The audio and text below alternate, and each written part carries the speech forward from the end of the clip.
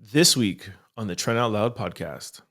I'm not starting a conspiracy or anything. I'm just saying it's a little bit weird that these fires are happening in the province that I'm living in, but I don't have yellow air. I'm not walking around in Quebec with a mask on. It's nothing like that. America, we're sorry, man. I don't even understand these wildfires and forest fires and what's going on, but sorry, man. All right.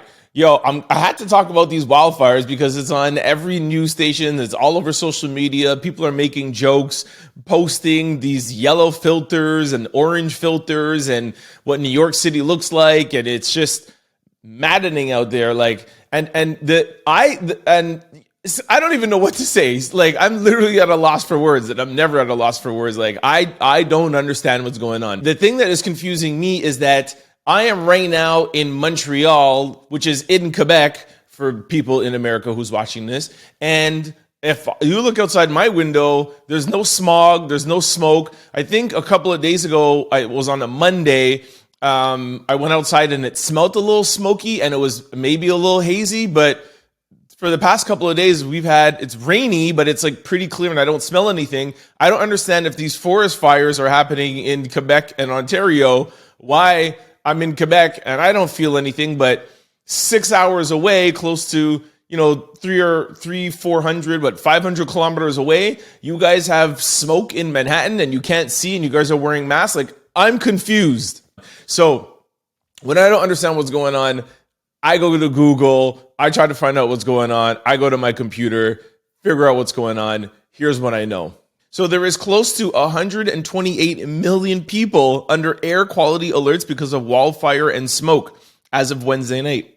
From smoke alone, around 100 million were under alert across 16 states.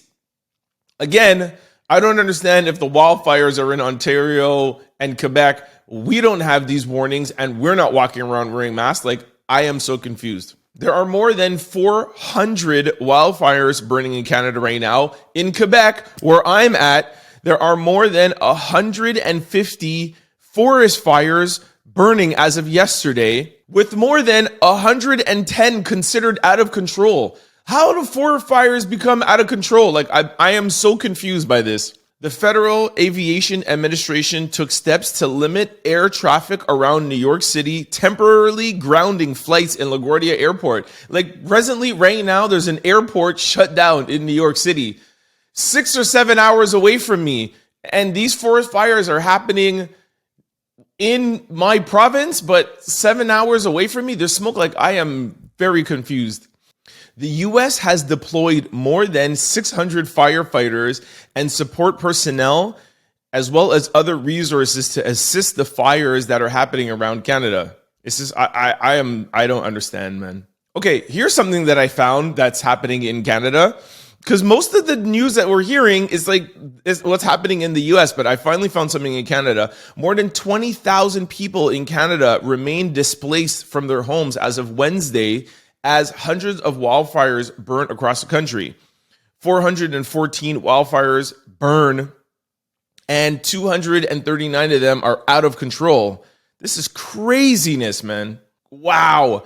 9.3 million acres of land is burning right now in Canada. This is crazy, man.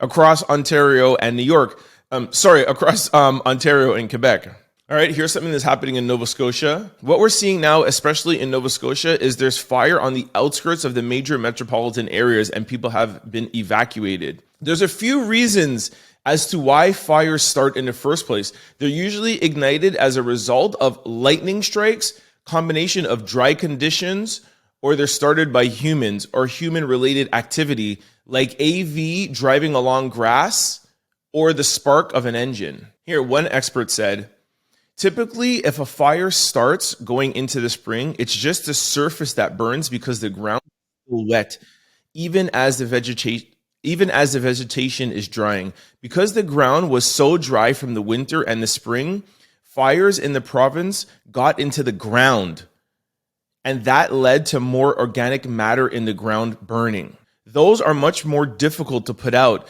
because you have to dig up the dirt to get to the fire. Moore explains. Moore is the name of the expert. That's typically what you would find in the summer fire season when things tend to be drier.